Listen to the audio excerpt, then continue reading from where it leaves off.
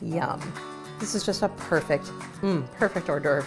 Hi, I'm Amy Traverso, Senior Food Editor at Yankee Magazine, and today I want to make one of my favorite hors d'oeuvre recipes with you. Apple, cheddar, and caramelized onion pastry bites. Now, hors d'oeuvres for me are a really nice thing to serve, but I love ones where you make one thing and cut it up into pieces, as opposed to making a lot of little itty-bitty things that take forever. So the way this recipe works is you're taking some puff pastry, you're topping it with apples and cheddar and caramelized onions, and then you're cutting it into pieces. So it's very quick to make. It's just 7 ingredients, but it's so good. And that's because apples, cheddar, and caramelized onions are one of those perfect time-tested flavor combos. It's like peanut butter and chocolate. It's one of those classic combinations. So let's head over to the stove and we'll get started cooking our onions. So I've preheated my oven to 375 degrees, and that'll be ready for me when I'm ready for it. And now I've got this skillet over medium-low heat. The idea is to start the onions low and slow. So I've got 2 tablespoons of salted butter, and that's just gonna melt in here. I'm just gonna move that around in the pan to get it to melt a little bit quicker. I love the way it's just melting into itself. This is 2 medium onions that I've sliced into somewhere between 1/8 of an inch and 1/4 of an inch. And I'm just putting these slices in here. They will separate as I cook them.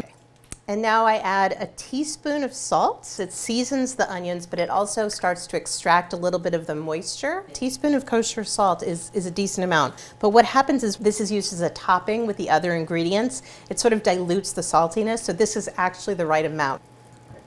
And then I'm adding a tablespoon of thyme. That's our flavoring. I stirred it up just to kind of combine everything. I'm gonna let it cook for a little while with a cover. Now, I don't have an exact cover for my trusty, very old skillet, so I'm just gonna use this cover here. And you wanna let some steam form inside there, which will also help cook the onions. And you let these go, lifting the lid and stirring occasionally for 8 to 10 minutes, or until the onions are translucent but not yet browning. The smell of onions cooking and butter and thyme is just, so good. Gotta let it cook, but I keep wanting to smell it. All right, my onions are nice and wilted and soft and translucent, and they smell like heaven. And there's a little bit of liquid at the bottom of this pan, which is nice because that means that the onions are cooked. So now we're gonna start the process of caramelizing them. We wanna get the sugars in the onions to concentrate and cook down. So we're gonna help that along in 2 ways. The first way, I'm gonna add some cider. Now I've got 6 tablespoons of apple cider. This is just regular cider. And I'm gonna put 4 in here right now. I'm gonna add 2 later. So I'm gonna just eyeball it here. The second thing I'm gonna do is I'm gonna turn the heat up to medium. I wanna get a little bit of a simmer going, and I want the liquid to actually cook off. So the apple cider is gonna add some sugar to the mixture, which will help the onions caramelize. It will allow the onions to steam a little more, and it will also just add some delicious apple flavor. All right, so everything's starting to thicken, which is good, because when it thickens, that's when everything's gonna start turning golden. And as everything's kind of caramelizing and cooking down, I'm gonna start to get little brown bits at the bottom of the pan. And this last little bit of apple cider is gonna be the thing that lifts that up off the pan, and that's where all the flavor is. Caramelizing onions will take about 30 minutes. And at this stage, you do wanna keep stirring pretty regularly, because if anything sits too long in this pan and it's got this much kind of a glaze on it, it could scorch a bit. So I'm moving them around. They're ready for the final deglazing. So at this point, I've got some yummy brown stuff on the bottom. I've got a little cider that's gonna pick that up. And by the time that cooks off, the onions will be perfectly caramelized.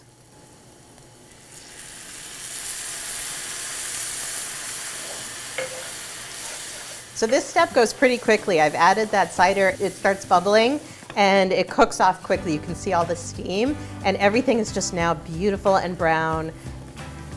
I'm gonna let this cool, and as it does, the rest of the liquid will cook off.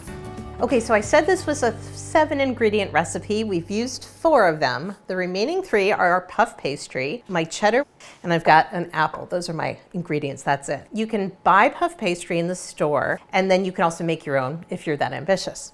So I've got my pastry here. You want to roll this out to a 12 by 15 inch rectangle. So I'm just going to roll it a little bit this way.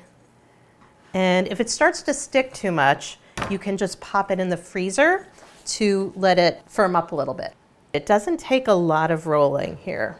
Okay, that's good. This is a firm tart apple. By that I mean that it has a nice acidity, a little bit more tart than sweet, and when you bake it, it kind of holds its shape. And this is something I get into in my book, and this recipe is actually from my book. It's called the Apple Lover's Cookbook. This is an apple you actually find more in the South and in the West. It's called Arkansas Black because it comes from Arkansas. It's called Arkansas Black because where the sun hits it, it gets so dark that it looks almost black. And it's just a really delicious, great baking apple. It's an antique. It comes from the 19th century.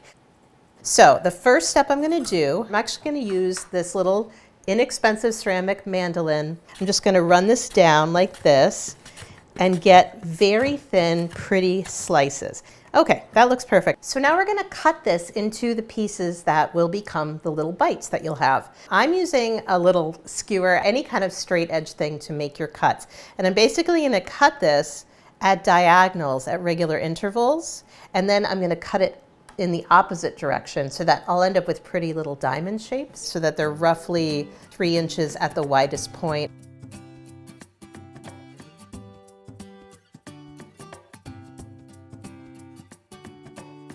So now all that's left to do, I've cut them out. I'm gonna leave them exactly where they are because as they cook, they'll just firm up.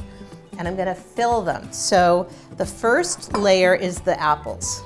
One thing that's interesting about these heirlooms is they do tend to brown more quickly. They have some iron in there that oxidizes when it's exposed to the air.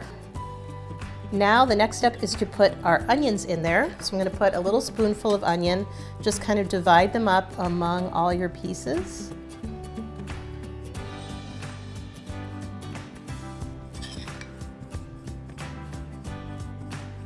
Okay, so the onions are down. I think these already look delicious and really pretty, but I do want to put a little cheese on top because I'm in New England, I've got to use cheddar. For this, I really want to hand grate it because you want to be able to make this pretty fine and control how big the grate is, and so you kind of got to do it by hand, but it doesn't take long. This is about 3 cups. It took me maybe 5 minutes. Now I'm just going to sprinkle a little cheese, a little pile for each one. And you don't want to use too much because you don't want to weigh down the pastry. A light sprinkling of cheese over the edges will not weigh it down too much. I went a little hog wild with the grating, so it never hurts to have a little extra. And these are ready to go into my 375-degree oven for about 30 minutes.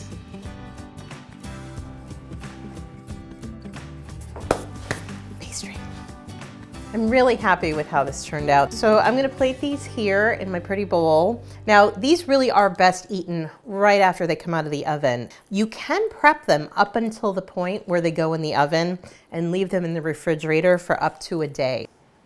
So to garnish, you can just take your thyme sprig here and just hold it at the top and gently run your fingers down. And as you do, you'll be pulling the leaves off of the sprig. So you can see how the pastry has just puffed up. You've got all these little layers. So let's just take a look inside.